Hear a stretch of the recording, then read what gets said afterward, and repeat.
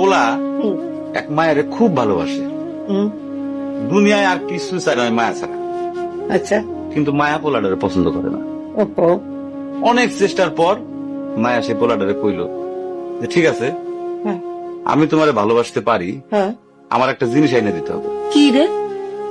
পোলাটা তখন কইল যে তোমারে পাওয়ার লিগা আমি দুনিয়ার যে কোনো জায়গা থেকে যে কোনো জিনিস এনে দিতে পারি। হ্যাঁ হ্যাঁ, মায়েরা তখন কইল তুমি তোমার মায়ের কইলজাটা আমার আইনা কি ক- কি ক- কি কি কি- মনে হয় না।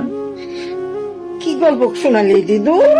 পোলা তখন দৌড়াইতে দৌড়াইতে তার মায়ের কাছে গেল, হ্যাঁ মারে যা কইল হ্যাঁ মা আমি একটা মায়ের ভালোবাসছি, আমি তারে ছাড়া বাঁচুনি, হ্যাঁ, কিন্তু ওই মায়া আমার একটা জিনিস নিয়ে যাইতে কইছে, সেটা হলো তোমার কলিজা।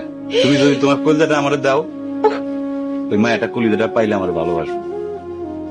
মা তখন কইল তুই আমার একমাত্র বুকের ধন, তোর সুখের জন্য আমি সবকিছু করতে পারবো।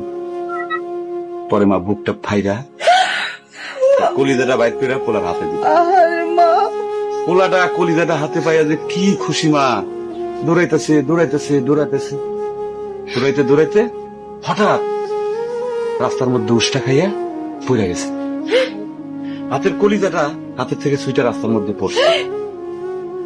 তখন মায়ের কলিজাটা কইতেছে ব্যথা পাইছো বাজান?